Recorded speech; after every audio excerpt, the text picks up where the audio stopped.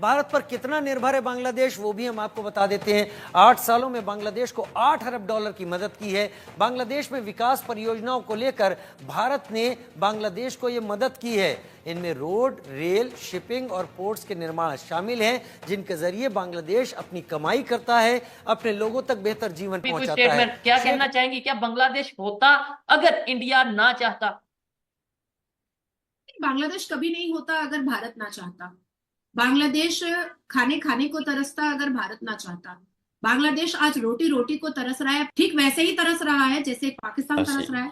लेकिन लार्जली अगर मैं कहूंगा कि अगर इंडिया ने टफ लाइन लेने की कोशिश की बांग्लादेश के ऊपर, जो कि वो जानबूझ के ले रहे हैं, उसकी वजह यह है कि उनको पता है that Bangladesh is not coming back, we are not going to get a friendly government, so get tough.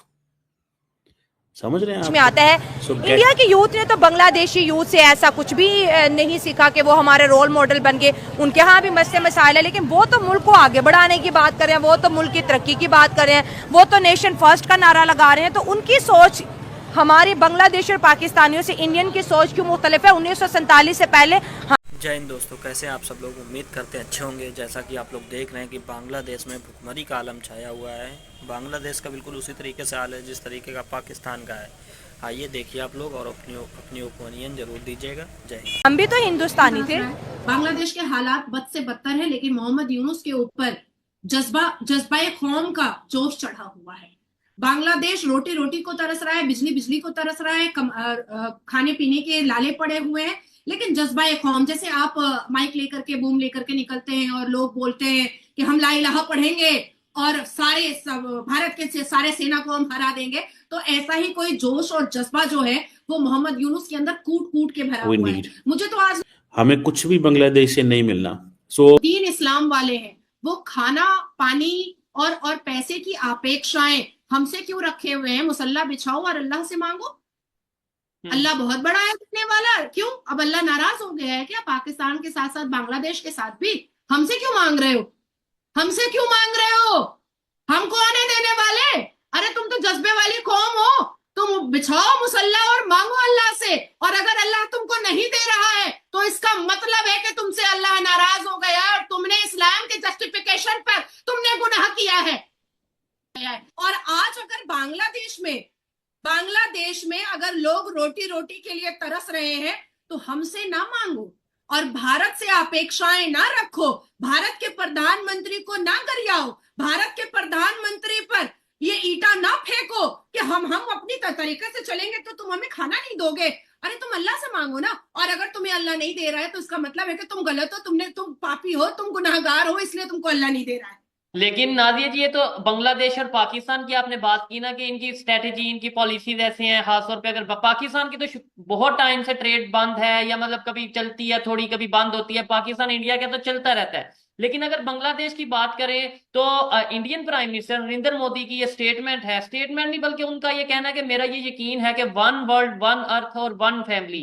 तो मतलब फैमिली में भी नाराजगियां तो चलती हैं या कुछ ऐसे इश्यूज चलते हैं, तो इसका ये मतलब तो नहीं। मैं आपकी फैमिली में जब नाराजगी होती है तो आप अपने भाई बहन को काटने और मारने और रेप करने लगते हैं क्या? नहीं, ऐसा नहीं होता। नाराजगी का मतलब ये होता है किसी चीज पे आप एग्री नहीं कर पा रहे हैं, नाराजगी कहा जाता है शोएब।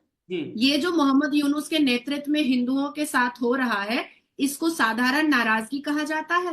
नाराजगी ट्रीटी में हो सकती है, नाराजगी बायलैटरल रिलेशन में हो सकती है, नाराजगी किसी कॉन्ट्रैक्ट में हो सकती है, नाराजगी किसी बातचीत में हो सकती है, नाराजगी खैरियत और खरसल्ले में हो सकती है, नाराजगी तहजीब व तमद्दन में हो सकती है। लेकिन नाराजगी रेप करने को नाराजगी नहीं कहते। 6 साल की बच्ची का सलवार उतारने को नाराजगी नहीं कहते। हिंदुओं की भगवान की प्रतिमा को तोड़ने को नाराजगी नहीं कहते। संत और महंत को पीट पीट करके, कूट कूट करके उसको आईसीयू में एडमिट करने को नाराजगी नहीं कहते। और 15 मिनट की बात नहीं है, 5 मिनट में बांग्लादेश के मुसलमान और 2 फुटिया 4 फुटिया मौलाना का वो हाल करेंगे कि छट्टी का दूध याद दिला देंगे। लेकिन वहां पर 7.3% हमारे सनातनी हिंदू है और हमारी जिम्मेदारी है उन हिंदुओं को बचाने की, हमारी जिम्मेदारी है उनको सुरक्षित रखने की, हमारी जिम्मेदारी है उनकी सेफ्टी और सिक्योरिटी की, हमारी जिम्मेदारी है कि वहां पर हिंद देश बने। और ये लोग जो मरना चाहते हैं, जो कटना चाहते हैं, वो कटे। आज पाकिस्तान में ना शिया सही से रह सकता है, ना देवबंदी सही से रह सकता है, ना वहाबी सुकून से रह सकता है, ना बरेलवी सुकून से रह सकता है। उसी तरीके से बांग्लादेश में भी वही होगा और कुछ नहीं होगा।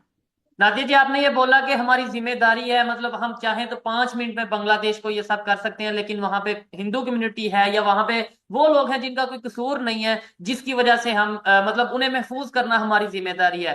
तो स्टेटमेंट्स बहुत से इंडिया के पॉलिटिशियंस ने भी दी। इवन मैं वीडियोस देख रहा था कि इंडियन पॉलिटिशियंस कुछ बॉर्डर पे जा पहुंचे थे पब्लिक के साथ और मतलब उस तरीके से प्रोटेस्ट करते नजर आ रहे थे। लेकिन प्रैक्टिकली गवर्नमेंट लेवल पे आपकी तरफ से यानी इंडिया की तरफ से क्या ऐसा एक्शन लिया गया कि बांग्लादेश में जो मिनोरिटीज के साथ हो रहा है वो फिलहाल फोर रोका जाए? नो डाउट आपके लोग, इंडियन गवर्नमेंट के लोग वहां पे गए, लेकिन क्या उससे कुछ फर्क पड़ा, कोई असर हुआ या प्रेशर पड़ा बांग्लादेश के ऊपर कि हाँ भाई अब बस इस काम को रोक दें, ये अदरवाइज हमारा नुकसान है?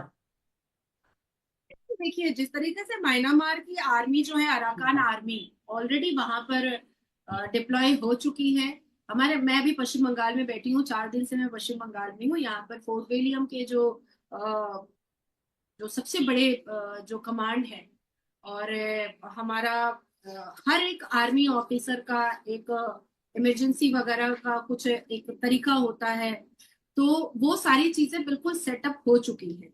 And I can explain you, वो भी मैं आपको एक्सप्लेन कर सकती हूँ, बिकॉज मैंने बहुत अच्छे से उसको स्टडी करके रखा है। जैसे फोर्ट विलियम के ईस्टर्न कमांड, उनके पास जो होता है QRT होता है, क्विक रिएक्शन टीम होता है। तो वो क्विक, दोस्तों, बांग्लादेश को हर साल भारत अपने बजट में से रुपए देता है, कभी 800 करोड़, कभी 900 करोड़, कभी 400 करोड़। हर साल का अगर आप बजट देखें, गूगल पे सर्च करें, तो आपको पूरा एग्जैक्ट डेटा मिल जाएगा कि कितना हर साल भारत जो है अपने। आई होप आपको वीडियो अच्छा लगा होगा। वीडियो अच्छा लगा है तो जुड़ जाइए भारत की बात के साथ। जय हिंद।